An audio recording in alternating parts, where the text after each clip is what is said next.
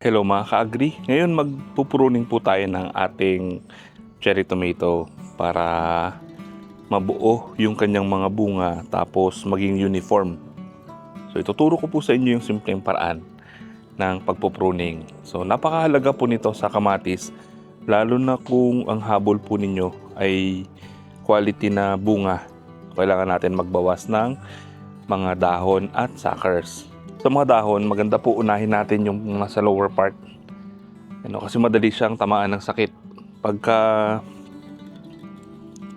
nagdidilig or umuulan, tumatalisik po yung tubig galing sa lupa. Pag tumalisik sa mga dahon, nagkakaroon po siya ng sakit. So, linisin natin yung lower part. So, nakakatulong po yung paglilinis natin sa lower part para maka-improve po yung airflow, mabilis matuyo yung surface at hindi siya pamahayan ng mga fungus. Tapos, nakaka-penetrate din yung sunlight kaya maganda yung tubo ng ating mga halaman. Yung next na aalisin po natin dyan ay yung may mga sira na dahon. Ito, pag may mga sakit na ganyan kasi pwede pong kumalat hanggang sa itaas. Pagka may mga fungus na yung mga dahon, napakabilis po niyan maikalat. Pwede siyang mailipat ng mga insekto. Then next na titignan natin, ito yung mga may leaf miner. Ito, makita ko sa inyo yan. So ito pong mga leaf miner, ang nangyayari po dito, yung adult na moth dadapo sa dahon, tapos mangingitlog siya. Pag pisa ng itlog, magiging larvae. Sa cycle ng mga moth, yan yung pinaka destructive yung larvae. So kailangan po natin alisin or pisilin natin yung may mga kinainan. Kasi nandyan po yung uod. Pag yan, napabayaan natin, mabilis siyang dumami. Pag nag-fully matured yung mga larvae na yan, mag-hibernate siya, magiging pupa, tapos magiging adult ulit. Then paikot-ikot lang po yung cycle sa inyong garden, kaya hindi po nawawala ng peste. So kailangan talaga natin makontrol. Okay, so alisin lang natin. Kung masyadong marami yung may leaf miner, alisin nyo na lang. Tapos wag nyo po siya itatapon basta-basta. Mas maganda po sunugin natin yung mga may leaf miner. Or durugin po muna ninyo tapos ibaon sa lupa or sunugin para hindi talaga makaligtas yung uod. Yan. So alisin lang natin lahat yung mga may sirang dahon. Tapos dito, yung isusunod natin yung mga suckers. Yung suckers po, ito yan, yung tumutubo sa mga balikat. So ito yung dahon, ito yung pinakabalikat, ito, may tumubo na maliit. So ito yung suckers. Yan, parang sanga. So kailangan natin alisin to kasi masyado po itong matakaw sa nutrients. Para po uniform yung bunga, kailangan natin bawasan yung mga suckers na yan. Itong suckers, by the way, pwede natin ito ipatubuin. Pwede natin siyang gawing planting materials. So kapag ka medyo mahaba, tulad nito, itong isa na to, yan. Pagkaputol, alisin nyo yung mga dahon sa baba. Tapos ibabad nyo agad sa tubig para magkaroon siya ng ugat. Then after 5 to 7 days, pwede nyo na siyang i-transplant. So dito po may tinanim ako na isa. So kung mapapansin nyo po, yung suckers, inside shoots, doon po tutubo ulit yung panibagong bulaklak. Tapos magsasanga siya na magsasanga ulit. Pero kung gusto natin ng quality, dapat nasa main vine lang siya tutubo. Yan. Pero hayaan na natin yung iba dyan. Yung mga nasa, nagsanga na to. Hindi naman natin kailangan ng pambenta, pang kusina lang. So, alisin lang natin yung mga unwanted na suckers. So marami po yan. Lalo na dito sa cherry tomato. Ito pa. Ito pang isa. Yan. Saan pa ba?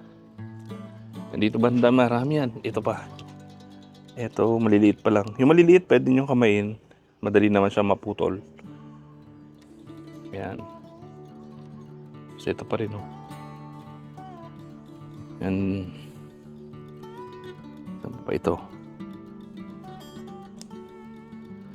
Ito. Saan pa ba ito? Yan, nagbubunga din po yung suckers pero yan, hindi siya ganun kaganda yung pagtubo ng mga bunga. So next natin na gagawin, pag naalis na natin yung mga suckers, yung mga dahon naman, kahit walang sira, magbabawas tayo. Kasi ang kailangan natin dito, yung bunga. So ititrim natin siya, alisin natin yung mga sobra-sobrang dahon. Yan. Ito pa. Yan, magtira lang kayo doon sa pinakadulo, sa talbos niya. Yan, para po yung concentration ng growth ng mga nutrients dun sa bunga na pupunta. Ito pa.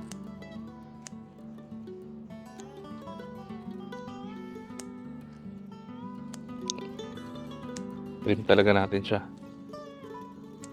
So huwag kayong mag-alala kasi mabilis naman po magtubo yung mga dahon ng kamatis. By the way, ito pong cherry tomato ay indeterminate. So tuloy-tuloy po yung kanyang pagbubunga. Hindi siya biglaan na sobrang dami tulad ng diamante. Yung diamante po ay determinate tomato. Yan. Tapos itong mga pinagputulan na dahon, kung wala siyang sira, wala siyang sakit, pwede nyo po yan ipang mulch or pwede nyo ilagay sa swamp fertilizer or gawing fermented plant juice.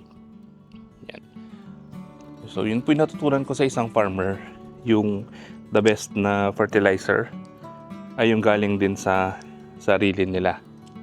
So kung sa kamatis, kamatis din yung pagkukunan natin.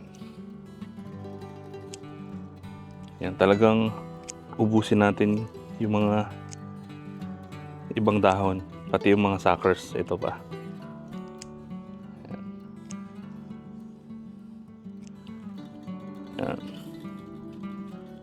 So yan, para mabuo at gumanda yung kanyang mga bunga. Actually, dapat po ito isa lang eh. Yan. Kaya lang nagsanga dito, pati itong isa. Pero hayaan ko na lang, puputulin ko na lang yung dulo para bunga lang yung matira. Ito rin. Yan. Tira lang tayong konting dahon. Yan.